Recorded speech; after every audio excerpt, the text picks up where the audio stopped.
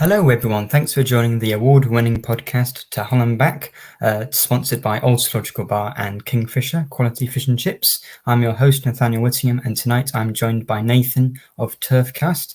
Thanks very much for coming on, and we're all going to be talking about the very exciting loan transfer of Scott Twine. So, Nathan, thanks for coming on. A little bit about Burnley to begin with.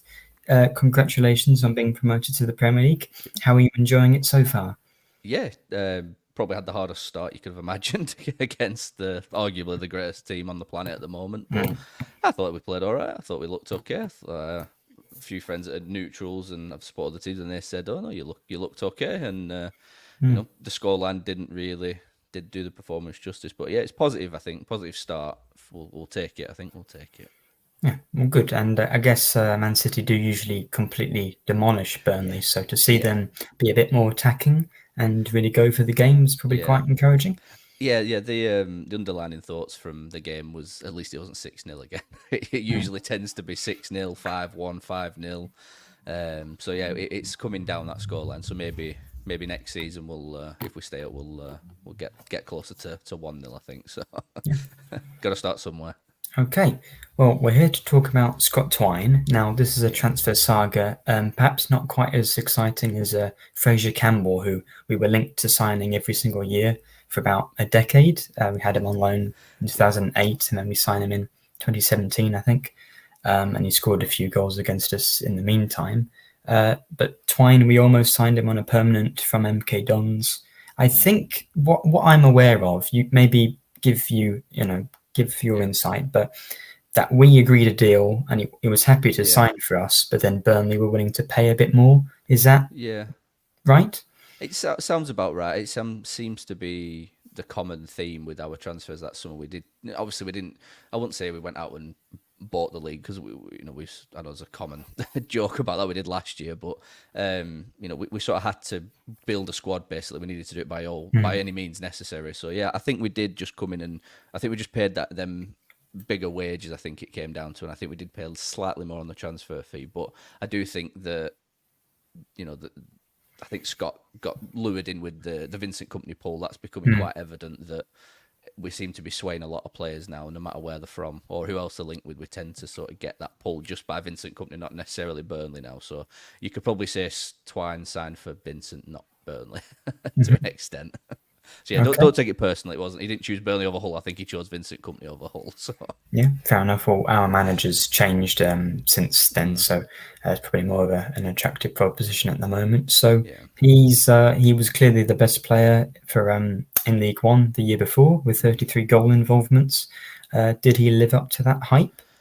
Um, he, he arrived with the hype. I think a lot of fans understood the levels, the level increase for him.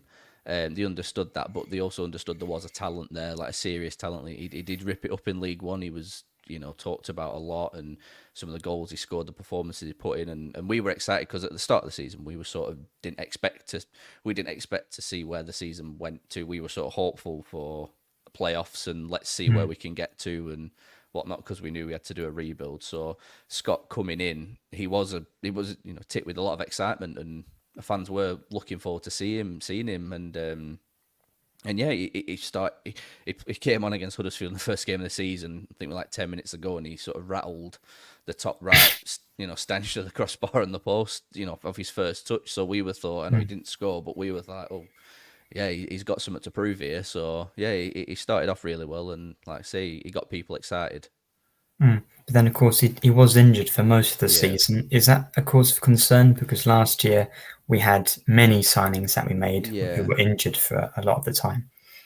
I wouldn't say it's a cause of concern. I think he just got really unlucky because Hmm. I mean, I'm not clued up on Scott's sort of extensive medical history from MK Dons, but I don't remember seeing anything when he came to us that he's had loads of injuries. You'll never get him on the pitch. So I think it was just one of them unfortunate things that if he didn't have the injury, I think he would have been a pretty like quite a mainstay in the team. I think he would have been in and out, but he'd probably have had 2 or 3 game runs and then he'd have had a rest and then back in again, which is sort of what Vincent does anyway. So it's nothing, to be pulled out after 2 games isn't necessarily a problem. It's what he does. He rotates well, but I think the injury did hold him back. And I don't know, you might have seen we've got a documentary out at the minute called Mission to Burnley, and Vincent lies out hours spent with players and teams that Mm. he needs sort of over 120 hours before the message sinks in. And I think Scott lost out on that. So by Mm. the time he was coming back to full fitness, the rest of the squad had got to where they needed to be, and Scott was still very much at the tail end of his pre-season, sort of getting ready for match fitness. So I think, and by that point, it was getting to the business end of the season, so we couldn't afford to sort of not carry. I say it sounds really harsh, but we couldn't afford to get him the game time he needed because we were playing crunched matches, you know what I Yeah. mean? And we just had to play him where we could.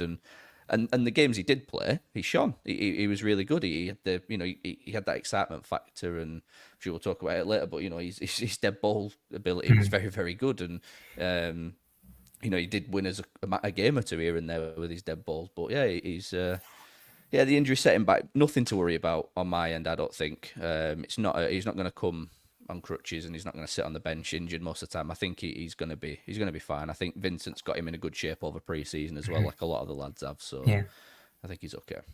Well, that's good because I think we had a few wingers last year, especially or attacking players that Mm, maybe didn't have one big injury, but they were just injured several times throughout the year. They yeah, probably played the same amount of times as Twine did, but it was yeah, that fitness was a bigger problem. But if it's just a one injury and he's had a good preseason, that's that's better. But there's another player we might be getting, Max Bird from Derby. He okay, went off, I think, on crutches or went off injured just the other day, and now we're going to sign him, which is very frustrating because we did that a few times last year. yeah, I would like to sort of put that in the past. But it's good to hear that he's had a pre-season because a lot of our yeah, players last year it just didn't have any games until yeah, halfway through the year.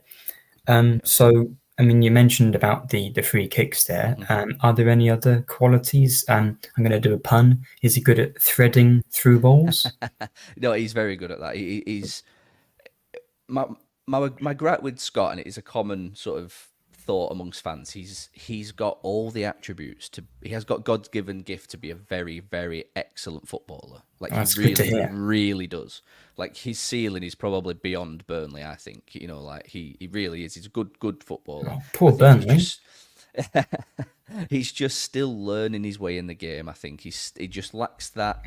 He's got the sharpness, his fitness is all right. He just lacks that decision making. I think if he Hmm. sorts that out, because he finds pockets of space really well, it's just when he's in them pockets of space and he does get the ball, he does tend to, I would say, panic. And whether that's a system that he played for Burnley, I don't know. He might be different. Hull, it might, you might get something out of him that we couldn't. It might not Hmm. might work like that.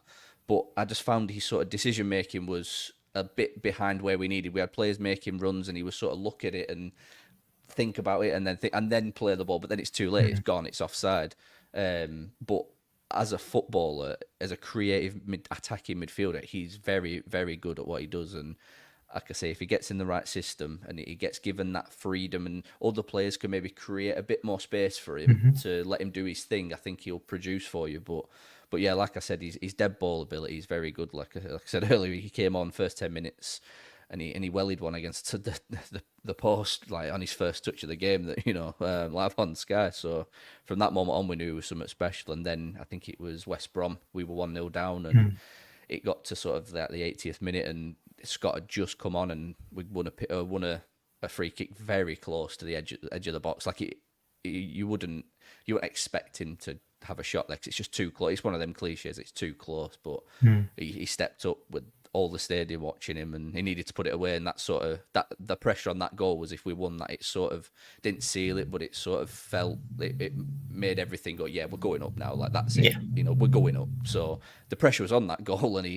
he wellered it into the top corner, and it was just on the back of coming back from his injury, and there's a big relief of like pressure on him, and you could really feel it. And it's mentioned in the documentary, that's documented, when he comes back in the dressing room, all the lads are buzzing for him, Hmm. and he's like a really like well-spoken guy. And then he goes, oh, let's get out on the beer, let's get out on the beer, straight after the game. So he showed that side of him. But no, his dead ball ability is very good. Just trying to think, what sort of system do you guys play? Well, I think part of the reason that's been in the media today is that because he's denied or rejected another 11 clubs to sign for us, I think it's because Liam Rossini, the manager, said we play a Yeah, similar system to Burnley, playing out the back right. and being on the ball. So it sounds like a good Yeah, fit. yeah. Well, like I say, that sounds like it'll suit him well then, because he has the ability to play the way Burnley play and Vincent Company plays, which again is very possession heavy. It's very quick counter, not counter attacking, but it's quick attacking Mm, football. It's we hold the ball, wait for a trigger, and bang, we're in the final third straight away. And I think that sounds sort of similar to what you guys are going to try this year and going to move forward. And I'm hoping that, we had Nathan Tiller on loan last year, mm, and I'm hoping this sort of feels like, I don't know, from our end, it feels like he might be your guy's Nathan Tiller. I'm not saying he's going to hmm get 20 odd goals, but I feel like he's going I to wouldn't be, mind that. yeah, it'd be nice, wouldn't it? But I feel like he is going to be. I think he's going to be quite an important player for you this season, and hopefully this injury that he did have doesn't rear its head. And I really hope Mm, not, because, like I said, he has got the God-given talent to play football. Like, he knows how to play football, in a nice way, not not just mm. the old school way. He can play football, so yeah, Yeah. So is he a good representation of the sort of new Burnley? Because of course it used to be sort of Brexit ball, kind of yeah, cold under Dyche. yeah. He really is. He's sort of part of the new school of crop of players that we're bringing in, which is young with high potential. That's sort of where we're at now. We've got a plethora of experience where we need it, but we're signing young players with high ceilings to improve, and then obviously to either move on using the squad or resell. That's sort of looking like going to be our model. And Scott fits that. Whether if it works out at Hull and we progress a bit faster than we need to in the Premier League, we might not need him, but it would open up the door to stay with you guys. Or my personal favorite scenario is he goes to you guys, he gets that championship season that he Yeah. needs, possibly a little promotion run, Mm, a little playoff challenge, gets that experience, and then comes back to Burnley as a more of a rounded football, ready mm, for another pop at the Premier League.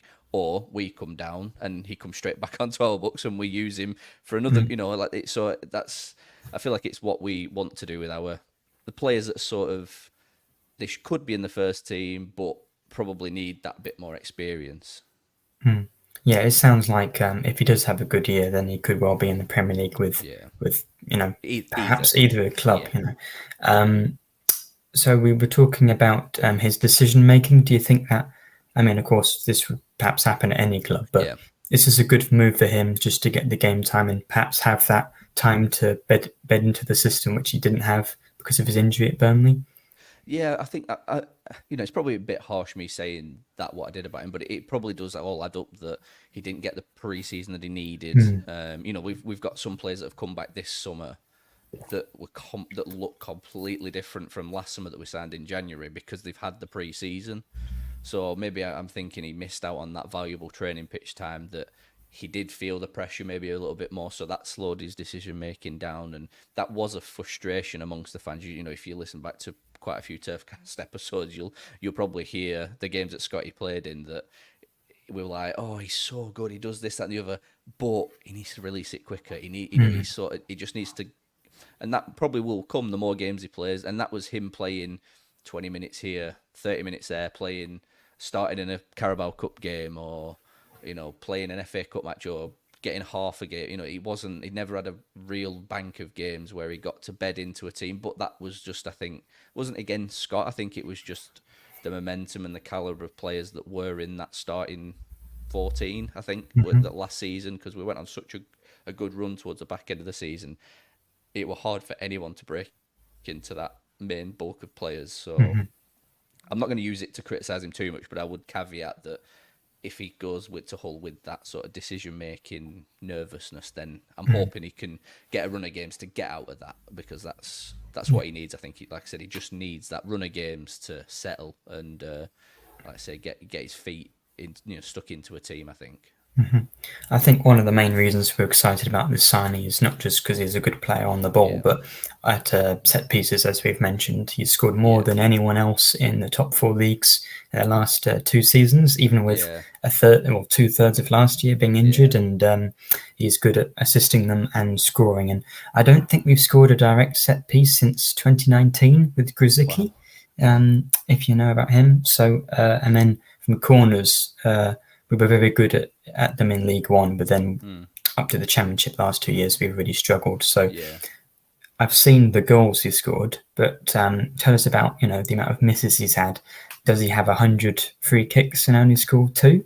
I'll be honest with you, like because he actually played that little, he didn't have that many free kicks, but Hmm, all the ones I can remember him taking were very close. Like he never good. struck me as a player that would hit the wall, like because that's my biggest bugbear. Like just the bare, I'd rather you balloon it over the bar as long as you get it over the wall first. And I Hmm, think he does that. He does that really well, and I don't think he took too many corners for us in that sense. I think we had other players that hmm, obviously were bedded into the team and they just knew the routines and all that sort of stuff. I think, but as far as he's like, he likes to have a shot. He's not only good on the dead ball. He's good with a moving ball from the edge of the box.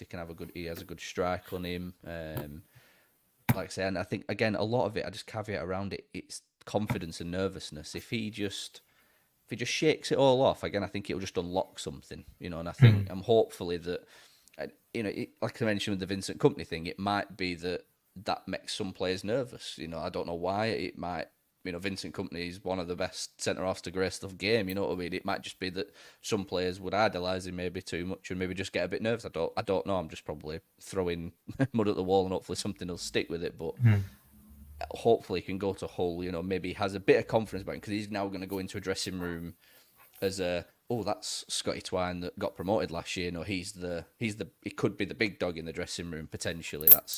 And that might do him good to think he might have a bit of not an ego, that's the wrong word, but the other players might look to him and go, oh no, that's Scotty Twine. He was good for Burnley last year. hmm. He's some. Whereas in our dressing room last season, he was sort of a younger lad that probably did sit in the corner a bit quiet, or maybe well, I weren't in the dressing room, I don't know, but it comes across as that just nice guy that just gets on with his football and stuff. So yeah, I think you just mentioned it there that he won the league title. I think he's our fourth player at the club at the moment to have won the Championship League title. So I guess yeah, if we keep signing these players, and they're all yeah, good players, so that's for the starting 11. If they've all won promotion before, that's probably a yeah, good sort of you know yeah. It, not chemistry. What's the it, word? I probably think Plan to get promoted. Yeah. yeah, it breeds experience, doesn't it? Like if it gets towards the back end of a season and it gets a bit tight and you need to push on, like Scott, even though he was injured for a lot, he was around the dressing room a lot. He knows what it takes now to sort of push a team over the line. So I think him coming into the dressing room, he will be able to offer something to the dressing room for potentially the first time in his career. He can probably step into a dressing Mm, room and go, "Look, lads, I've done this before." Obviously not giving it like Billy Big Man or whatever. He can probably come into the dressing room and say, "No, we've been through this. This is what happened when mm, we got to the back end of the season. We needed to clinch that, and we got beat by QPR, and we drew here, there. And he knows, oh no, we need to raise this level or this level, and so stuff like that. I think will go really far. And I think like I say, I'm hoping that he does well, and I always like to, anytime mm. our players go out on loan, I'll always look for that team now to see how they're getting on. So hopefully he can sort of help give you that another little nudge towards that promotion push that I think you guys want. Yeah, a good formula. That's the word I was looking A for. good If we've got formula, yeah, all these players being promoted, I think we've had Christian Seri with Fulham and Vinagre with Wolves, although that was a few years ago now. But it's all good experience. yeah, So his debut is probably, I don't know whether he's going to start on Saturday, but it's going to be against Blackburn Rovers. Is yeah. that perhaps the best opponent for his I, debut, being a Burnley I player? I mean, I like a bet. I don't know if you like a bet or whatever, but if you are a betting man, I would stick a fiver on Scotty Mhm. Twine to score a free kick against Yeah, Rovers. It's just got narrative written all over it, and it it does, it's doesn't it? just, so yeah. I think again he might have that in the back of his mind. He knows the importance of that Burnley Blackburn rivalry. He might want to sort of you know, put an extra 2% in. He might just Mhm. so it has got narrative written all over it. So I'd Yeah. keep an eye out for that performance. I think he might pop up Well, with a yeah. goal. Or a Um, debut match and yeah, against your parents' club's yeah, rivals, the odds are definitely on to score, yeah. aren't they?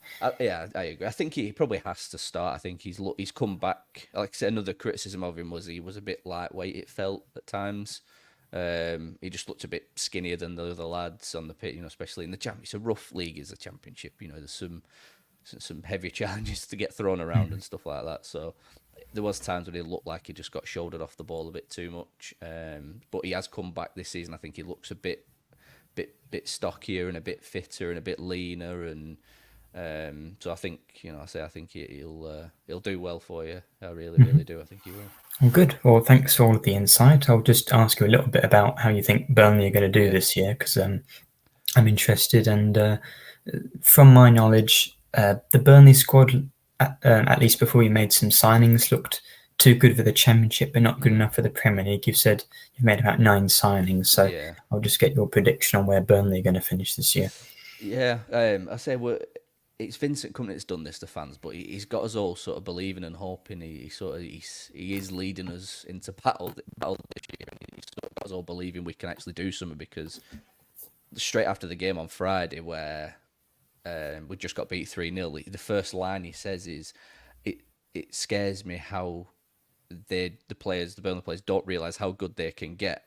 Like, he's saying that on, like, and already we're like, all right, he's not even thinking about the defeat. He's going, these players are gonna get better for me. They're gonna Mm. get, and like I said earlier, he has a set amount of time that he knows that by this point it all clicks. So with everything added in with the new signings, we've got a good mix of Prem quality and unknown, exciting players. We've got Sanderberg coming in from Sheffield United, which I Mm. think's a great signing, taking one Yeah. of their better players. Nathan Redmond coming in. He's only 29. He's not old by any means, but he's got a hell Mm. of a lot of experience. And then bringing in a youngish lad called Zeki Amdouni from FC Basel, which is sort of like, they float around with the Champions League now and then. So it's good caliber of players. But yeah, no, I think we're gonna be all right. I think we're gonna be up there with the best of the rest. I'd say if we can get around sort of 10, between 10th and 13th, Mm. I'll be very. I mean, if we stay up, I'll be very happy. That's the old Burnley fan in me. But this Yeah. new sexy football Mm. international Burnley, I'm thinking 13th and 10th, around there will be probably where we'll end up. I think we'll Mhm. surprise a lot of people with how we play as well.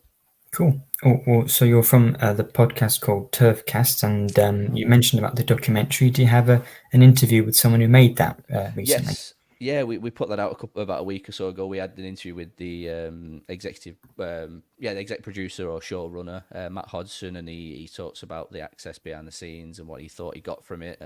Just a sort of a filmmaker's perspective on the documentary, not necessarily a fan's perspective, which was interesting, but it was good insight. And the documentary's good if you've not seen it. I like all football documentaries, not just Burnley ones. I think it's up there with one of the better ones. It's quite honest. It Mm. doesn't feel like propaganda, like some documentaries can be. Yeah. It feels really honest and fascinating. And yeah, go check it out. It's called Mission to Burnley. It's on Sky at the moment.